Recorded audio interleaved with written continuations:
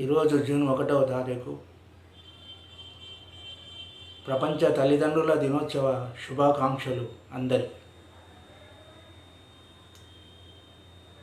అదేవిధంగా మనకు ప్రత్యక్ష దైవాలు మన అమ్మా నాన్నలు.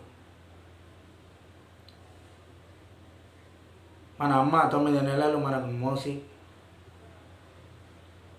ఈ ప్రపంచానికి పరిచయం చేస్తుంది అమ్మ. అంటే దేవతలు ఎక్కడుంటారో తెలియదు,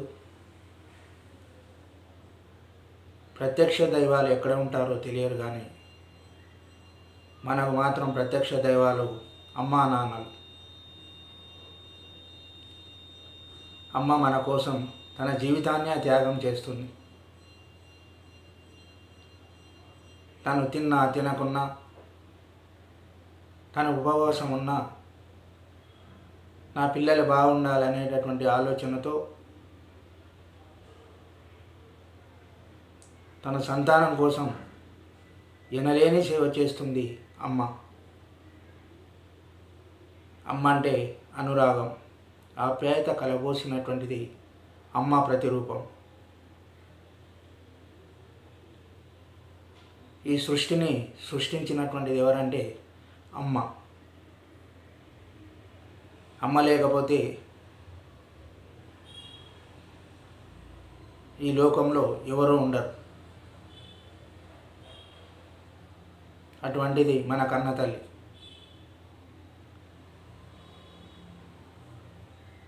మనం అనుకుంటాం పెద్దగైన తర్వాత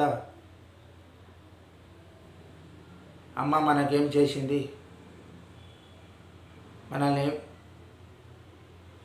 మనమే ఎదిగాం అని అనుకుంటారు కొంతమంది, కానీ అది తప్పు. చిన్నప్పటి నుంచి అమ్మ మనల్ని గోరుముద్దలు తినిపించి తన యొక్క ఆత్మీయతతో, తన యొక్క అనురాగంతో, తన యొక్క ప్రేమతో ఎంతో అపురూపంగా గాజుబొమ్మలాగా పెంచినటువంటిది మన అమ్మ. అటువంటి అమ్మను ఏనాడు కూడా మనం బాధ పెట్టవద్దు.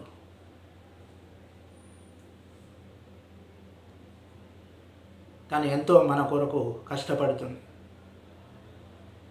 పొద్దున్నే లేచినప్పటి నుంచి మొదలుకొని మన కోసం ఎన్నో విధాలుగా శ్రమిస్తుంది మన కన్న తల్లి. అంటే అమ్మ గురించి ఎంత చెప్పినా కూడా తక్కువే.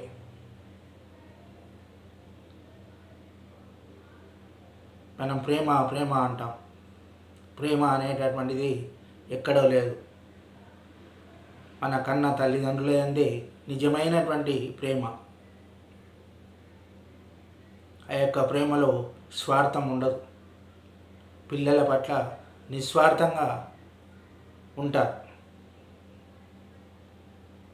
ప్రతి ఒక్కరు కూడా తల్లిదండ్రులు ఉన్నంతసేపే స్వేచ్ఛగా జీవించగలుగుతారు పిల్లలు.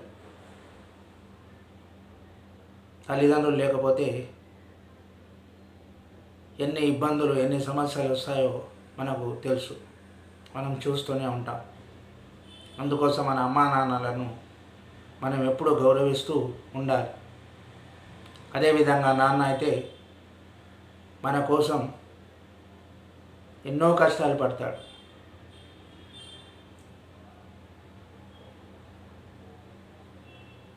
నాన్న అంటే భగవంతునితో సమానమైనటువంటి వాడు.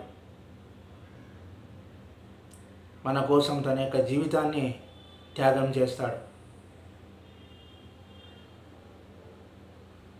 అంటే నాన్న లోపల అంత నిస్వార్థమైనటువంటి ప్రేమ ఉంటుంది. అంటే ఒక ఫాదర్స్ డే అను, ఒక మదర్స్ డే అను ఆ రోజే అమ్మా నాన్నలను తలుచుకోవడం కాదు. ఎప్పుడైనా, ఏ నిమిషమైనా, ప్రతి నిమిషం కూడా అమ్మా నాన్నలు మనకు ప్రత్యక్ష దైవాలే. అలాంటి అమ్మా నాన్నలకు ఏమిచ్చినా రుణం తీరదు.